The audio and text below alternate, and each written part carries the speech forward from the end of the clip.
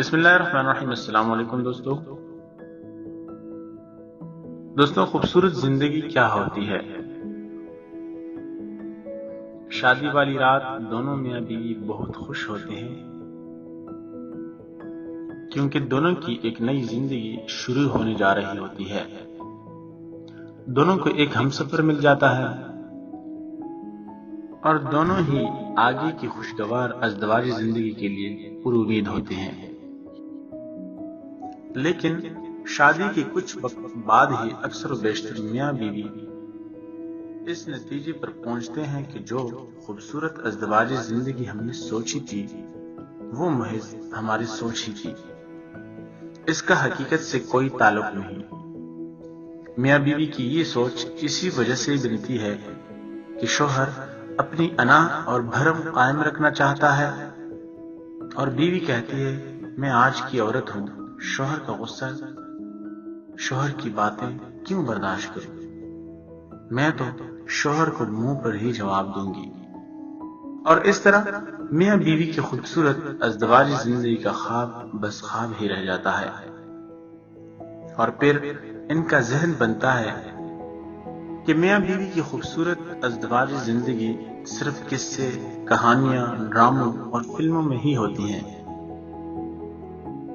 آپ سب لوگوں کے ذہن میں یہ سوال آ رہا ہوگا کہ خوبصورت ازدواجی زندگی آخر کہتے کسے ہیں؟ جناب، خوبصورت ازدواجی زندگی اسے کہتے ہیں کہ میاں بیوی بغیر کچھ کہے ایک دوسرے کے دل کی بات جان لے، ایک دوسرے کو دیکھ کر راحت اور سکون محسوس کرے، ایک کو ذرا تکلیف پہنچے تو دوسرا تڑپ اٹھے، ایک بیمار ہو تو دوسرے کی نیندیں اڑ جائیں، ایک کا دل اداس ہو تو دوسرا غمزدہ ہو جائے، ایک کو بھوک نہ لگے تو دوسرے کی بھوک مر جائے، تو اسے کہتے ہیں خوبصورت ازدواجی زندگی۔ اور یہ مشکل نہیں ہے، بس دل کے اندر احساس ہونا ضروری ہے۔ بیوی اداس ہے، پاس جا کر بیٹھو، اس کا ہاتھ اپنے ہاتھ میں لو، پیشانی پر بوسہ دو۔ دعوے سے کہتا ہوں کہ یہ چھوٹا سا عمل بیوی کا آدھا غم دور کر دے گا۔ ہم دن میں 3 وقت کھانا کھاتے ہیں، ایک وقت کا کھانا بیوی کے ساتھ کھا لیں۔ جہاں ہم 10 نوالے کھاتے ہیں وہاں ایک نوالا بیوی کو ہاتھ سے کھلا دیں۔ اگر فارغ بیٹھے ہیں تو کچن میں کام کرتی ہوئی بیوی کا ہاتھ بٹھا دیں۔ بیوی کو مدد کی ضرورت نہیں، لیکن یہ احساس بیوی کا شوہر سے تعلق مضبوط بناتا ہے۔ اسی طرح گھر کے کام کرتے ہوئے بیوی کی 2 لفظوں میں تعریف کر دیں، اس کی خوبصورتی کی تعریف کر دیں۔ یہاں میں یہ کہنا چاہوں گا کہ مرد باہر والوں سے تعریف سننے کے لیے ترستا ہے، لیکن بیوی شوہر سے تعریف سننے کے لیے ترستی ہے، اور تعریف بیوی کا حق ہے،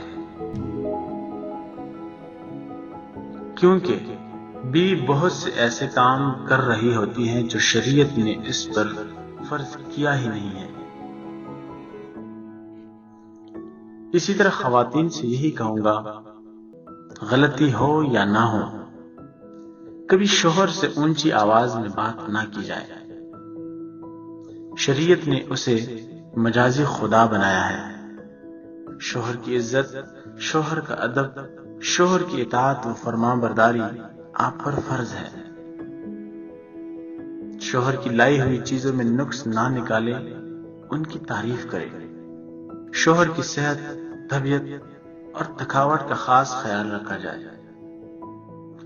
شوہر کو ہر اعتبار سے راحت و سکون پہنچایا جائے۔ اپنے شوہر کو اپنی جنت سمجھا جائے۔ شام کو شوہر کے گھر آنے کا وقت ہو تو خود کو سنوار لیا جائے۔ پانی لے کر اس کے پاس پہنچے، بیٹھ کر تھوڑی دل لگی کی باتیں کی جائیں۔ شوہر کی ضرورتوں خواہشات کا خاص خیال رکھا جائے۔ مطلب تمام باتوں کا خلاصہ یہ ہے کہ زندگی کو خوبصورت بنانے کے لیے خوبصورت اعمال کرنے پڑتے ہیں۔ جن میاں بیوی کی یہ سوچ ہے کہ خوبصورت ازدواجی تعلق کا حقیقت سے کوئی تعلق نہیں، تو ان کے لیے میں کہنا چاہوں گا کہ یہ لوگ احمقوں کی دنیا میں رہتے ہیں۔ واقعی ان کی ازدواجی زندگی خوبصورت ہو ہی نہیں سکتی، کیونکہ انہوں نے خوبصورت اعمال کیے ہی نہیں کہ یہ سب فلموں اور ٹی وی سیریل میں ہی ہوتا ہے۔ اگر ایک نظر رسول اللہ صلی اللہ علیہ وآلہ وسلم کی ازدواجی زندگی پر ڈالیں تو معلوم ہوگا دنیا کی سب سے خوبصورت ترین ازدواجی زندگی رسول اللہ صلی اللہ علیہ وآلہ وسلم نے گزاری ہے، اور وہ اسی لیے کہ آنے والے لوگ رسول اللہ صلی اللہ علیہ وآلہ وسلم کی زندگی کو دیکھ کر اس پر عمل کریں۔